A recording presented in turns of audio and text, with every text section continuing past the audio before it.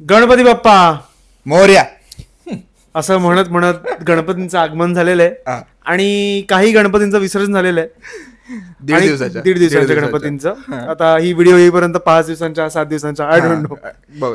तर तसंच काही क्रिकेटर्स ज्यांना आपण गणपतीच्या ठिकाणी ठेवलं होतं त्यांच्या करिअरचं विसर्जन झालेलं आहे. लाज रोहित शर्माची एवढी चाटत असतो पूर्ण वर्ष, आज म्हणतो त्याचं करिअरचं विसर्जन. अरे विसर्जन आता त्याचं पोट गणपती सारखं असलं म्हणून काय रोहित नाही म्हणतो, मी विराटचं पण म्हणतो. ब्रिटिश गणपती आपला.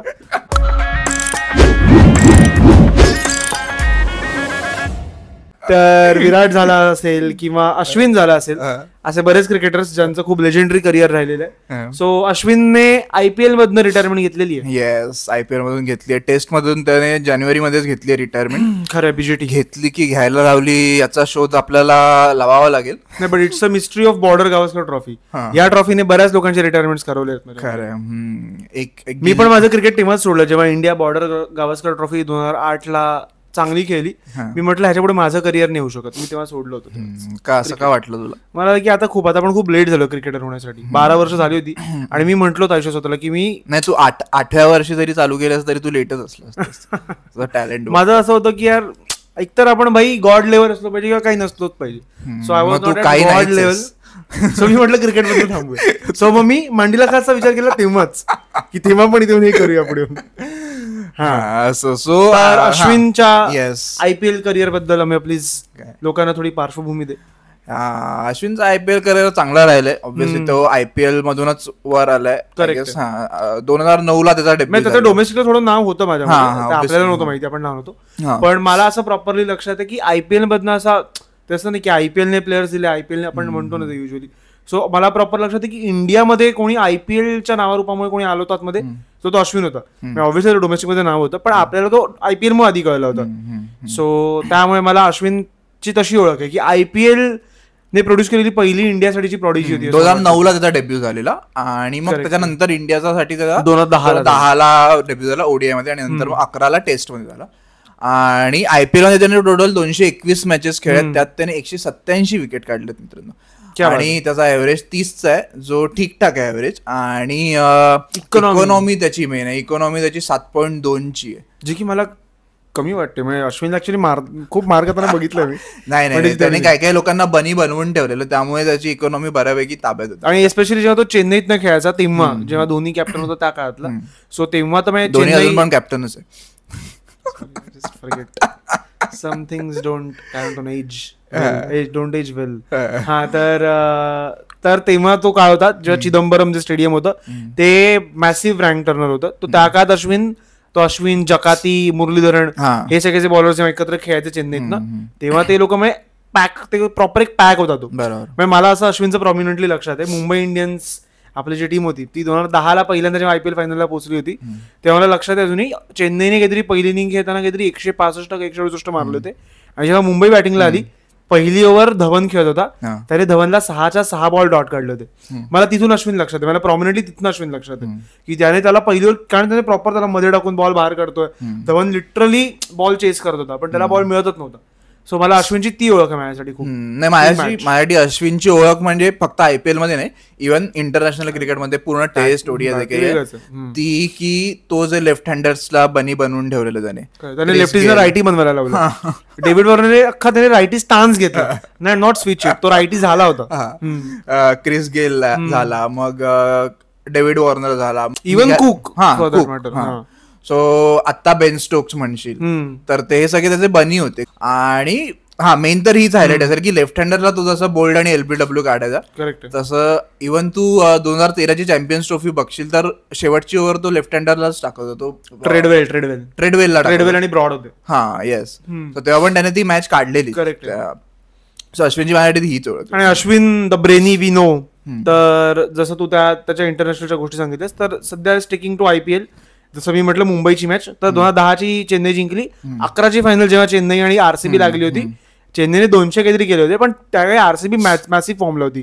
एस्पेशली क्रिस गेलचा तो गोल्डन पॅच होता. म्हणजे तो लिटरली 2-3 त्याने सेंचुरी IPL ला टाकल्या होत्या, खूप रन्स केले होते खोऱ्याने. सो क्रिस गेल मोठा थ्रेट होता चेन्नईसाठी. पहिली ओव्हर त्याने अश्विनला दिली होती आणि अश्विन तिसऱ्या का चौथ्या बॉलवर त्याने आउट केलं होतं त्याला. सो अश्विन जे तुम्हाला गेलला त्या शून्य मारलेलं त्याने. हा बरोबर. सो डोक्याने खेळणारा माणूस आहे तो, म्हणजे तो तेवढा ऍथलेटिक नाही आहे जेवढे बाकीचे प्लेयर्स आहेत आपल्याकडे. बाजूला बॉल त्यांना काही लोक डाईव्ह मारतात, काही लोक पळून पकडतात. अश्विन इज द वन जो सोडतो बॉल. नाही एवढा वाईट फिल्डर नाहीये तो, डिसेंट फिल्डर आहे.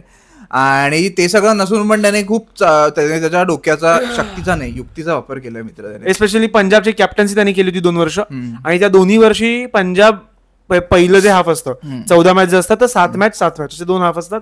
सो दोन्ही सीझन पहिले 7 मॅच पंजाब वाटलं होतं की ही तर फायनल खेळताच आहे, कारण ते लिटरली 7 पैकी 5 मॅच जिंकायचे, 7 पैकी 6 मॅच जिंकायचे. पण तिथून पंजाबची ती एक मिस्ट्री होती की ते कसे बाहेर होऊन दाखवायचे टुर्नामेंट मधनं. ते दोन्ही टुर्नामेंट ते बाहेर झाले आयपीएलच्या, आणि अश्विनच्या कॅप्टन्सीवरती पण गदा आली. पण त्याने त्या काळात कॅप्टन्सी पण खूप भारी केली होती जेवढं मला लक्षात आहे. सो ही वॉज ऑलवेज, मला वाटतं इव्हन तो इंडियाच्या टेस्ट कॅप्टनशिपच्या पण कंटेंडर्स लिस्ट मध्ये होत. खरं, मी जेन्युअनली रोहितचा खूप मोठा फॅन आहे, पण मला असं नेहमी वाटतं की विराट जेव्हा गेला कॅप्टन्सीवर, बरोबर अश्विनला द्यायला हवी ती कॅप्टन्सी. इट्स जस्ट दॅट तो सगळ्यांचा फेवरेट नाही आहे माझ्यामध्ये. मी कसं सांगू तुला, खूप स्ट्रेट फॉरवर्ड आहे, त्यामुळे पण असेल भाई ब्लॅक आहे ते ब्लॅक आहे, व्हाईट आहे ते व्हाईट आहे, त्याचा तो तुला असं ग्रे मध्ये काही सांगणार नाही की हे आहे ते हेच आहे. करेक्ट. त्यामुळे पण त्याच्या त्या पर्सनॅलिटीपणाचा त्याला खूप तोटा झालेला आहे माझ्यामध्ये.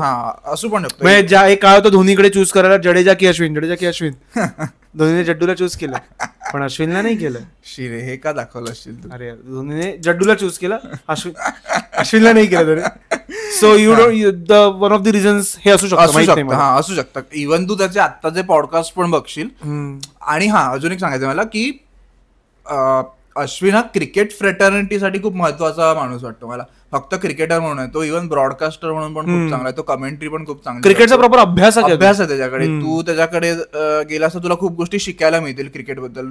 फक्त ऑन फील्डच्या नाही, ऑफ द फील्ड पण जे काही कॅल्क्युलेशन्स असतात, जे काही स्ट्रॅटेजीज असतात त्या. तू बघशील त्याने एका व्हिडिओमध्ये सांगितलेलं की स्टीव्ह स्मिथला त्याने कसं आउट केलेलं ऑस्ट्रेलिया बीजीटी मध्ये. सो ते सगळं आहे. आणि आता जे त्याचे पॉडकास्ट बघते, जे कुट्टी स्टोरी करून त्याचं नवीन चालू झालं, त्याच्यामध्ये तू भज्जीचा पॉडकास्ट बघ. भज्जी पोक करतो भज्जी की तुला इन्सिक्युअर वाटलं की नाही अश्विनकडे बिग बॉस माल पडेल. आणि जरी वाटलं असेल तरी आय अंडरस्टँड की तुला का वाटलं असेल, म्हणजे तुला वाटलंय हे त्याने ठरवलं, सांगितलं की तुला वाटलं. तर अश्विनला मी मांडीला खास मध्ये इन्व्हाइट करेन. आलं पाहिजे. तुला आम्ही काही नवीन गोष्टी शिकवू. ठीक आहे, मराठी आम्ही थोड्या दिवसासाठी बाजूला ठेवू, तेवढ्या दिवसासाठी, आणि हिंदी मध्ये चालून घेऊ. We can obviously speak in English also. बस एवढंच येतं याला. व्हॉटएव्हर. सो अश्विन रिटायर झाल्यानंतर पण तो क्रिकेटला खूप काही देऊ शकतो. अनलाईक सचिन, द्रविड, गांगुली, त्यांनी फक्त कॉमेंट्री केली. सचिनने द्रविडने कोचिंग केली बाबा. सॉरी, द्रविडने कोचिंग केली. आणि सचिन किंवा इव्हन विराट कोहलीचं मला असं वाटतं जे पुढे जाऊन विराट होईल मला वाटतं. नाही, ऍज अ ब्रॉडकास्टर म्हणून मी म्हणतोय की सचिन, द्रविड, गांगुली यांनी असं काही कॉमेंट्री मध्ये योगदान नाही दिलं की, किंवा प्रॉपर अश्विनचा जसा रोल आहे आता ते तसं नाही केलं त्याने. आणि अश्विन कडनं क्रिकेट सुटणार नाही. त्याने तो इव्हन क्रिकेट खेळता युट्यूब प्रॉपर क्रिकेट युट्यूब सुरू केलं होतं तेव्हा. सो सांगितलेलं मध्ये चेन्नईवाल्यांनी की आयपीएल चालू असताना तू पॉडकास्ट नाही करू शकत असं झालेलं. म्हणून त्याने बहुतेक सोडली वाटतं आयपीएल.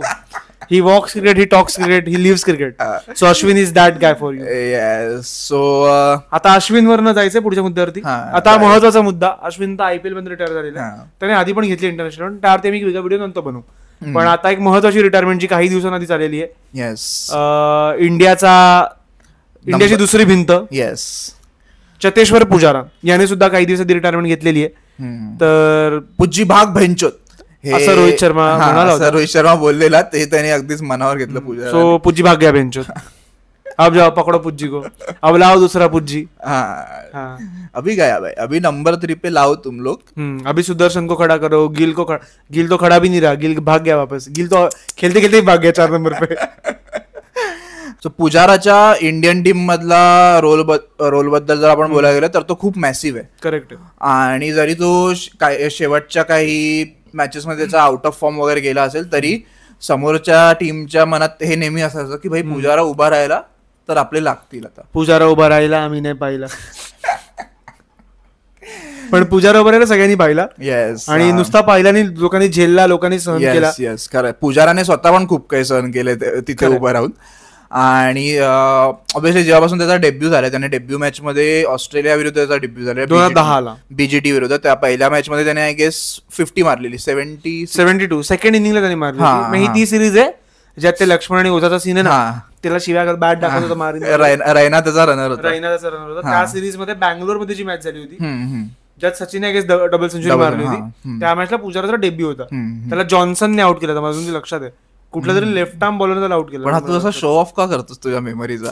सचिनने डबल सेंचुरी मारलेली, लक्ष्मणने, काही गोष्टी आहेत माझ्याकडे ज्या मला नेहमी लक्षात राहतात, त्यातल्या ह्या आहेत. तर काही गोष्टी विसराव्यात पण नाही ना, माझ्याकडे नाही होत, आता काय करू. तर सो पुजाराचं ओव्हरऑल टेस्ट करिअर बघता त्याने 103 टेस्ट मॅच खेळल्यात इंडियाकडून, जेव्हा की त्याने अजून खूप मॅचेस खेळायला हव्या होत्या. त्याला अजून एक चान्स दिला पाहिजे होता असं मला पर्सनली असं मला मे बी त्याने ट्विट केलं असतं तर मिळालं काय. कदाचित ट्विट केलं असतं, मग चान्स मिळाला असता, पण मग त्याला खेळता आलं नसतं तसं, असं पण झालं असतं. तिथं तर नशिबावरती. पण पुजाराचं मला तेच वाटतं, जसं तू म्हटलं स्टॅट सांगून टाके ना पुजाराचं. 103 मॅचेस खेळल्या पुजारा टोटल, आणि त्या 103 मॅचेस मध्ये त्याने 7195 रन्स मारलेत 43च्या ऍव्हरेज, जो की कमी आहे त्याच्या नावाला आणि इन जनरल टेस्ट क्रिकेटच्या स्टॅचरसाठी ठीक आहे. ग्रेट नाही, वाईट नाही, ठीक आहे. आणि त्याने 35 हाफ सेंचुरीज मारल्यात, त्यात त्याच्या 19 सेंचुरीज आहेत आणि 3 डबल सेंचुरीज आहेत त्याच्याकडे. येस. आणि 206चा आहे त्याने, तो ऑस्ट्रेलिया विरुद्धच मारलेला आहे. 206 इंग्लंड सॉरी. ही तीच सिरीज आहे 2012ची जी इंडिया हरली होती अंडर धोनीच कॅप्टन्सी. त्यातली पहिली मॅच इंडिया जिंकली होती जेव्हा पुजाराने डबल सेंचुरी टाकली होती. सो पुजाराचं ते एक लक्षात आहे, 2010ची तो सिरीज केला होता, त्यात एखादा ऑड मॅच तो खेळला मध्ये. त्यानंतर द्रविड वगैरे सगळे होतेच. सो जेव्हा द्रविड रिटायर झाला 12च्या त्या बीजीटी नंतर, 11-12च्या त्यानंतर खेळला होता इंग्लंड सोबतची मॅच. सो तो त्याचा ऍक्च्युअली त्याची ती पहिलीच इनिंग होती, 200 रनची केली. सो त्याची ती वन डाऊन पहिलीच इनिंग होती ज्या त्याने डबल सेंचुरी मारली होती. आणि वन डाऊनचं आता काल मी एक रील बघत होतो, वन डाऊन ब्रॅडमॅनच्या रिटायरमेंट नंतर पुजारा हा ब्रॅडमॅनच्या रिटायरमेंट नंतर किती वन डाऊन बॅट्समन झाले असेल. 1938 ब्रॅडमॅन रिटायर झाला असेल. सो त्याच्यानंतर पुजाराच्या वर बेस्ट वन डाऊन बॅट्समन फक्त 5 आहेत, ज्यामध्ये द्रविड येतो नो डाऊट, ज्यामध्ये संगाकारा येतो, ज्यामध्ये पॉन्टिंग येतो, विलियमसन येतो. कॅलिस खेळायचा का वन डाऊन? कॅलिस नाहीये, पण त्या लिस्ट मध्ये कॅलिसचा नंबर टू डाऊन यायचा. कॅलिस वन डाऊन हाशिम आमला यायचा. हाशिम आमला त्या लिस्ट मध्ये. सो 6th बेस्ट आहे पुजारा. आणि पुजारा यामध्ये सगळ्यात यंगेस्ट आहे, केन विलियमसनला सोडलंस तर. सो पुजाराचं स्टॅचर तुला त्यावरून कळतं की केवढा महत्वाचा रोल तो प्ले करायचा. आणि द्रविड नंतरचा सेकंड बेस्ट आहे आपल्याकडे, नंबर 3 तो. सो तो सेकंड द वॉल बोलू शकतो आपण त्याला. आणि तू जर स्टॅट्स बघायला गेलास तर द्रविडचे 10,000पेक्षा जास्त रन्स आहेत नंबर 3च्या पोझिशनला. पुजाराचे 6,000च्या आसपास रन्स आहेत. आणि खाली जे दोघं आहेत ज्यांचे सगळ्यात जास्त रन आहेत, त्या दोघांचे रन्स ऍड केले तरी ते पुजारापर्यंत पोहोचू नाही शकत इंडियाचं म्हणतो. सो 2000 असे काहीतरी रन आहेत दोघांचे पण. सो पुजारा आणि द्रविड हे ऑलमोस्ट सेम ह्याचे आहेत माझ्या मते. आणि जसं की तू द्रविडचं म्हणशील तर एक तर पुजारा माझ्या ते PR त्याचा तेवढं स्ट्रॉंग नव्हतं मला वाटतं नेहमी, की तो नेहमी वंचित राहिला असं मला नेहमी वाटतं. तर ते अनफेअर किंवा काय म्हणतो ना, एक सतत तुला असं वाटतं की त्याला डावललं गेलेलं आहे. मे बी ते नशिबाचा पार्ट असू शकतो माझ्या मते. पण तू बघ ना, आता जसं आपण काल म्हटलं तसं बोलत होतो आपण डिस्कस करताना, की मोठमोठ्या सिरीज इंडियाने जिंकल्या गेल्या 10 वर्षात. जसं तू 18ची बीजीटी बघशील ज्यात स्मिथ आणि वॉर्नर नव्हते. सो त्याचं मेजर क्रेडिट जातं कोहलीला. कारण कोहलीची कॅप्टन्सी होती पहिली गोष्ट, आणि त्याच्या आधी इंडिया तिथे जाऊन फार जिंकली नव्हती, बीजीटी नव्हती जिंकली कधी. तर ती सिरीज जिंकण्यात पुजाराने सगळ्यात जास्त रन केले होते इंडियात. 3 सेंचुरी आहेत त्याच्यात, 193ची इनिंग आहे सिडनीला मारलेली. सिडनीला पण मेजर क्रेडिट किंवा हायलाइट कोहली राहिलाय, कारण तो कॅप्टन होता ऑब्व्हियसली. सो कोहली राहिलाय. त्यानंतर 2022-21 बीजीटीची बघशील ज्यात पनने ती गॅपावाली इनिंग खेळली होती, त्या ज्या मॅचचा हिरो पण राहिलाय, कारण त्याने ऑब्व्हियसली रन्स केले तेवढे. पण त्या मॅचचा मेन जो ग्लू होता तो पुजारा होता. त्याने ज्या पद्धतीने स्टार्क, हेझलवूड या लोकांना खेळून काढलं, त्याने झेललं, त्यांना खेळून मारलंय त्यांनी त्याला प्रॉपर. आणि त्याचे बॉडी ब्लोज जर तुम्ही बघाल, त्याचा कोणत्या तरी एका न्यूजपेपर, मुंबई मिरर की कोणत्या तरी एका न्यूजपेपर मध्ये त्याने कुठे कुठे ब्लोज झालेत असे त्याचे 20 पूर्ण त्याची एक स्टान्स दाखवलेला मुंबई मिररने फोटो, आणि असे 20 पॉइंटर्स होते की पुजाराला ही मॅच खेळताना कुठे कुठे बॉल लागलेत. करेक्ट. सो तो आणि प्रॉपर निळा वगैरे झाला त्याचा हात, असं पण आलेलं नंतर की त्याने कोणत्याही इंटरव्ह्यू मध्ये सांगितलेलं आहे. आणि तो कधी असं मला वाटलं तो इफेक्ट साठी कधी खेळला नाही. बरोबर. म्हणजे तू बघशील तर विराटकडे कव्हर ड्राईव्ह आहे खूप भारी दिसणारा, रोहितकडे चांगला पुल शॉट होता, राहुलकडे काही चांगले शॉट्स आहेत, गिलकडे आजकाल स्ट्रेट ड्राईव्ह आपल्याकडे खूप चांगला दिसतो गिलकडे. सो ह्या सगळ्यांकडे काहीतरी ब्युटिफुल शॉट्स आहेत. सो पुजाराकडे तेवढे ब्युटिफुल शॉट्स नव्हते. बरोबर. त्याचे मोर ऑफ कामी काय म्हणतो ना वर्किंग शॉट्स आहेत. जसं की तो पुढे येऊन त्या पद्धतीने पेडल करायचा बॉल, स्पिनर्सला पुढे मारायचा, किंवा तो कधी कधी त्याचे कट पण बघ ना किती अनऑर्थोडॉक्स त्याचा कट असायचा. पण he was more of runs साठी खेळणं, टीम साठी खेळणं. सो तो सतत टीम मॅन होता प्रॉपर तो. सो त्याने असे इतके इम्पॉर्टंट नॉक्स खेळले. ती जी 18ची बीजीटी आहे ती त्याच्या नावावरती आहे माझ्या ऑलमोस्ट. ती बीजीटी म्हण, किंवा 14-15ची जी आफ्रिकेत झालेली सिरीज होती त्यात ही वॉज अ कटॅलिस्ट. त्याने खूप चांगली इनिंग त्या सिरीज मध्ये खेळल्या. त्यामध्ये नाही का सेंचुरी 153ची इनिंग त्याची जोहानिसबर्गला. आणि पुजाराबद्दल अजून मला एक वाटतं की रहाणे आणि त्याला ऑलमोस्ट एकत्रच काढण्यात आलं. पण Pujara deserves more chance than Rahane, deserved more chance than Rahane, कारण की पुजाराने मॅचेस वाचवल्यात खूप खूप खूप. पुजाराने मॅचेस जिंकवल्यात पण त्या खूप कमी आहेत. आणि पण पुजाराने जेवढ्या मॅचेस वाचवल्यात त्या अजून कोणी तेवढं केलं नाहीये, खास करून बाहेर जाऊन. सेना कंट्रीज मध्ये त्याचा रेकॉर्ड बघ, त्याचा खूप चांगला रेकॉर्ड आहे. खरं. आणि जेव्हा जेव्हा इंडियाला गरज लागलेली आहे पुजारा नेहमी खेळलेला आहे. रोहित शर्मा त्याचा जेव्हा बुक लॉन्च होता पुजाराचा, तू त्याचा तेव्हाचा किस्सा बघ. तो सांगत होता जेव्हा रोहित शर्मा लहान होता तर त्याची आई त्याला विचारायची की त्या 3 days 4 days मॅचेस असायच्या. सो त्याची आई त्याला रोहितला विचारायची की तू जातोस फर्स्ट डे इतका छान जातोस, व्यवस्थित नीट जातोस, तू 4th day असा काळा कुट्टा कसा होऊन येतोस. अरे मम्मी वो पुजारा आहे ना, वो यार 3 दिन बॅटिंग करता यार मम्मी यार. सो तेव्हापासून पुजाराचं नाव आहे सगळ्या गोष्टींसाठी. इव्हन तो अंडर-19 वर्ल्ड कप पण खेळलाय शिखर धवन बरोबर वगैरे आय गेस. हो, रोहित शर्मा 2004-6 किंवा 4च्या. विराट 8चा आहे ना, मग 6चा पुजारा खेळला. माझ्या पुजारा ओपनिंगला यायचा माझ्या तेव्हा त्या अंडर-19ला. अच्छा, ओके. पुजारा ओपनर होता. तर आणि प्रॉपर आपल्याला द्रविडची रिप्लेसमेंट मिळालेला. आता तू नंबर 3 ला बघशील, प्रॉपर नंबर 3 पुजाराच्या रिटायरमेंट पासून नाहीच आहे इंडियाकडे. किती लोक ट्राय झाली. करुण नायर आय गेस आलेला इंग्लंडमध्ये, करुण नायर आला, साई सुदर्शन आला, गिलला बघितलं जात होतं वन डाऊन म्हणून. सुदर्शन ठीक आहे, त्याच्याकडे कधी फ्युचर असेल. सुदर्शन थोडा त्या स्टाईलचा बॅट्समन म्हणून वाटतोय. सो तो केपेबल पण असावा आहे, म्हणजे आता तरी वाटतोय तो की केपेबल आहे की पुजाराला रिप्लेस करेल. पण तेच आहे, आता खूप वर्षानंतर 2023 ला पुजारा लास्ट मॅच खेळला. त्याच्यानंतर मध्ये 2-3 वर्ष गेले आपल्याकडे नंबर 3चा प्रॉपर बॅट्समनच नाही. कळलं. इव्हन आता काल विराट कोहलीने स्टोरी टाकलेली, त्यात विराट कोहलीने प्रॉपर लिहिलेलं की thanks for making my job easy at number 4 पुज्जी. सो नंबर 3चा जो प्लेअर असतो तो तुझा ऍज अ ओपनर. आणि जर लवकर विकेट गेली पहिल्या काही ओव्हर्समध्ये तर तो तुझा ओपनर पण असतो. तुला त्याला तो स्विंग पण खेळता आला पाहिजे.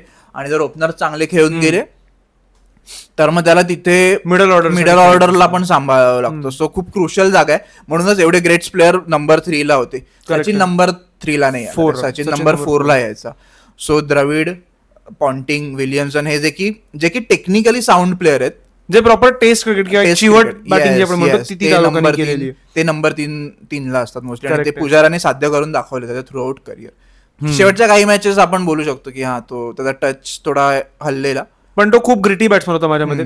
आणि पुजाराने ते सतत पॉलिटिक्स खूप फेस केलंय माझ्यामध्ये. इव्हन जेव्हा धोनी कॅप्टन होता माझ्यामध्ये तेव्हा पण झालं होतं की जेव्हा रोहित शर्माला त्यांना बॅट्समन बनवायचं होतं तेव्हा जर कोणाचा बळी गेला होता तेव्हा पण पुजाराचाच जायचा बळी, की आता जर रोहितचं करिअर घडवायचं तर कोणाची विकेट टाकायची तर पुजाराची. सो पुजारा तेव्हा अननेसेसरी ड्रॉप व्हायचा, जेवढं मला लक्षात आहे. इव्हन जेव्हा कोहली कॅप्टन झाला तेव्हा पण असं बऱ्याच 1-2दा झालं माझ्यामध्ये की पुजाराला ड्रॉप केलं गेलेलं आहे. So there are many issues like की त्याचा स्ट्राईक रेट खूप स्लो आहे. लोकांना टेस्ट मध्ये त्याच्या स्ट्राईक रेटचा प्रॉब्लेम होता. सो त्यामुळे मला अजूनही लक्षात आहे वेस्ट इंडिज मध्ये एक सिरीज झाली होती ज्यात त्याला ड्रॉप करण्यात आलं होतं. म्हणजे सिरीज मध्ये ड्रॉप केलं, त्याला एखाद मॅच मध्ये ड्रॉप केलं होतं. पण मग नंतर ऑब्व्हियसली कोणी ती इनिंग खेळू शकला नाही, मग त्याला परत घ्यायचे. सो पुजारासोबत सतत ते काय म्हणतो नेहमीच होती. पुन्हा तेच आहे ना, नंबर 3 साठी तुला तसाच बॅट्समन हवा. पण मी सांगतो त्याच्यात किती चुकीच्या गोष्टी घडल्यात त्या काळात असं माझं म्हणणं. बरोबर. आणि अजून काय, श्रीलंकेमध्ये पण जाऊन त्याने चांगली बॅटिंग केली आहे. टर्निंग पिचेसवर श्रीलंकेचा, जिथे की ऑस्ट्रेलिया वगैरे जाऊन त्यांना एवढं जमत नाही, आणि पुजाराने जाऊन तिथे 153 मारलेत, 145 मारले आणि 133 मारले, कोलंबोला मारलेत त्याने, आणि एक गॉल मध्ये आली. सो असं नाही की फक्त पेस आणि बाउन्सच्या विकेट्सवर तो चांगला, तो ऑब्व्हियसली इंडिया आणि श्रीलंकामध्ये पण त्याने त्याचा तेवढाच चांगला रेकॉर्ड आहे. करेक्ट. इव्हन त्याचा नॅथन लायन अगेन्स्ट 44चा ऍव्हरेज आहे, आणि त्याने लायनला त्याने खूप मारलंय, जेवढं तू बघशील तर. आणि पुजाराबद्दल सतत ती एक भीती असायची नेहमी, मला वाटतं, जी आपल्या लहानपणी आपण द्रविड सोबत असोसिएट होताना बघितली होती, की हा टिकला म्हणजे गेली, मग गेली म्हणजे पेक्षा आता हा तुला 2 दिवस हा. सो ते लोक तिथे झोपले आहेत ड्रेसिंग रूम मध्ये, ते लोक कंटाळायचे, आपले लोक पण कंटाळायचे, बंद करून जायचं. एक अरे यार मला कोणातरी एक किस्सा आहे की तो आठवत नाही की अरे यार हा खेळायला आला तर मी जातो झोपतो जाऊन, पुजारा. पुजारा की द्रविडच्या बाबतीतला मला एक्झॅक्ट आठवत नाही, पण द्रविडचाच असा, कारण की लहानपणी खूप ऐकलेलं की प्लेयर्स पण झोपायला जातात द्रविड खेळायला आल्यावर. पण ते आणि पुजाराचं ते पण होतं रे की द्रविडला बघायला तुला मजा यायची, पुजाराला बघायला तुला असं ऍक्चुअल मजा पण नाही. तो ऍस्थेटिकली पण तेवढा व्हिज्युअली पण अपीलिंग नाही, पण तेच आहे, पण त्याचा इम्पॅक्ट होता की तुला रन्स मारणं महत्वाचं, बॅच वाचवणं महत्वाचं, बॅटिंग करणं महत्वाचं. हे ती जे 193 वाली इनिंग्स आहे सिडनीवाली, त्यामध्ये हेझलवूड बोललेला की आम्ही पुजारापासून जास्त भीती आहे आम्हाला, बाकी सगळे ठीक आहेत, ते लोक मारून खेळतील, ते लोक जास्त वेळ खेळणार नाहीत, रन्स मारतील पण ते लोक जास्त वेळ खेळणार नाहीत, पण हा जो बॅट्समन आहे तो 2-2-3-3 दिवस उभा राहू शकतो. हा दिसत पण नाही की काय करतो, हा पटकन निघून जातो करून, पटकन नाही करत पण करून निघून आणि अजूनही मला वाटतं की त्याच्या पायाची इंजुरी होती, त्याच्या गुडघ्यांची इंजुरी होती, ते सगळं असून पण तो एवढे मोठे मोठे स्टँड्स टाकायचा पिचवर, आणि ते एक वाखाडण्याजोगं आहे की तुझे दोन्ही गुडघे गेलेले असताना, ऑलमोस्ट दोन्ही गुडघे गेलेले असताना, इंजुरी सर्जरी वगैरे झालेली असताना तू एवढे बॉल फेस केलेत. त्याने सेकंड बेस्ट आहे आता त्याच्या डेब्यू पासून तो सेकंड बेस्ट बॉल फेस्ड आहे. खूप त्याने बॉल इंडियासाठी तरी ऍटलीस्ट, इंडियासाठीच वाटतं, आणि त्यापेक्षा जास्त फक्त कोहलीने कोहली जास्त खेळला पण आहे जास्त. आणि आय गेस पुजारा अजून 103 मॅच पुजारा डिझर्व नाही करत, तो ऑलमोस्ट 150 मॅच वगैरे खेळायला हवा होता. पण ठीक आहे, अजून पण पुजाराचं काय आहे भारी, की मला आता जस्ट डोक्यात आलं होतं पुजाराचं काय हा पुजाराचं तू बघशील तर Pujara is last of those cricketers जो फक्त टेस्ट खेळला, तो ना वन डे खेळला ना तो T20 वन डे, एखाद मॅच खेळला असेल, तो एखाद 2-3-4 मॅच खेळला असेल, पण त्याचा वन डे त्याचं काही झालंच नाही ना, तो T20 खेळला. IPL मध्ये तो यायचा पण फार टीम मध्ये पीक नाही व्हायचा, चेन्नईने त्याला काय घेतलेलं मला अजून नाही कळलं, ते थोडं ओल्डीज वरती इन्व्हेस्ट करायचं, ते old is gold. So Pujara last of the test cricketers, म्हणजे त्याच्या एवढा प्युअर टेस्ट बॅट्समन कधीच नाही आला. द्रविडने थोडं स्वतःला अडॉप्ट केलं, सचिनने केलंय का आपण T20 साठी, पुजाराने केलं नाही, पेक्षा पुजारा फक्त टेस्ट साठी स्टिक राहिला असं मला वाटतं त्याच्या, किंवा ते त्याचा गेम पण क्लासिक प्युअरिस्ट म्हणतो पण तसा आहे पुजारा असू शकतो. आता यापुढे मला वाटतं की आता साई सुदर्शन पण T20 चांगलाच खेळतो ऑब्व्हियसली गुजरात टायटन्स करून, पण साई सुदर्शन त्याच्या पठडीतला बॅट्समॅन वाटतो मला पुजारा, जो फक्त टेस्टला दिला जाऊ शकतो. दिला जाऊ शकतो, पण नाही त्याला लिमिटेड ओव्हर मध्ये खेळवण्यात आला, कारण की त्याची टेक्निक तेवढी चांगली आणि अटॅक पण तो करतो. So yes, I guess Pujara was the last of the OGs. आता फक्त बुमराह बाकी आहे त्यांच्यातला, रहाणे बाकी आहे रिटायर व्हायचा अजून, पण रहाणे परत येईल असं वाटतं तुला? पण रिटायरमेंट नाही घेतली ऑफिशियली अजून, तोवर ठीक आहे, पण आता त्याने मुंबईची कॅप्टन्शिप पण सोडली, मग तो घेईल रिटायरमेंट. सो जर बॅट नाही लागली मुंबईकडून पण तर मग कदाचित घेईल. पण ठीक आहे, yes. So let's see. Pujara. अच्छा, आणि रहाणे ऑल्सो माहित नाही, ही व्हिडिओ येईपर्यंत रहाणे रिटायरमेंट घेतली तर, सो आम्ही आधी त्याच्याबद्दल बोलून घेतलेलं आहे. खरं यार, होऊ पण शकतं, भरोसा. यावर्षी किती रिटायरमेंट झालं? अश्विन, रोहित, विराट, पुजारा आणि अजून कोण? अजून पण झालं, स्मिथ वगैरे वनडेतनं तिकडनं गेले, बरेच गेले त्या वर्षी. तो डी एल्गार गेला, तो श्रीलंकेचा कोण तो दिमूत, कोण तो करुणारत्ने गेला, मॅथ्यूज गेला, बरेच लोक सोडून गेले रे आपल्याला. असो, तुझ्या आयुष्यात ती गेली, माझ्या आयुष्यात ती गेली. असो, yes. So Pujara was the last of the OGs. आता फक्त बुमराह बाकी आहे. लेट्स सी बुमराह अजून किती वर्ष खेळतोय, आणि खूप वर्ष खेळतोय. बुमराह खूप नंतरचा प्लेअर आहे, ठीक आहे, पण तो ओजीस मध्ये काउंट करतात त्याला. अच्छा, लेट्स सी तू अजून किती वर्ष खेळतोय. होपफुली तो खूप वर्ष खेळेल. आणि रहाणेला पण इट डिपेंड्स ऑन सिराज की सिराज तो असताना कसा खेळतोय. येस. आणि रहाणेला काय वाटतं? रहाणेला चान्स मिळेल परत? नाही, आता नाही वाटत मला. आता गंभीर मागे वळून नसतो बघत. खरंय. असो. Karun Nair, we will also miss you. So maybe त्याची पण रिटायरमेंट. येस. आणि यस, आणि तुम्हाला काय वाटतं पुजाराबद्दल, अश्विनच्या रिटायरमेंट बद्दल, ते तुम्ही आम्हाला कमेंटमध्ये नक्की सांगा. आणि लाईक करा, शेअर करा, सबस्क्राईब करा मांडीला खाजला, क्रिकेटवरचा पहिला मराठी पॉडकास्ट. येस. एक्झॅक्ट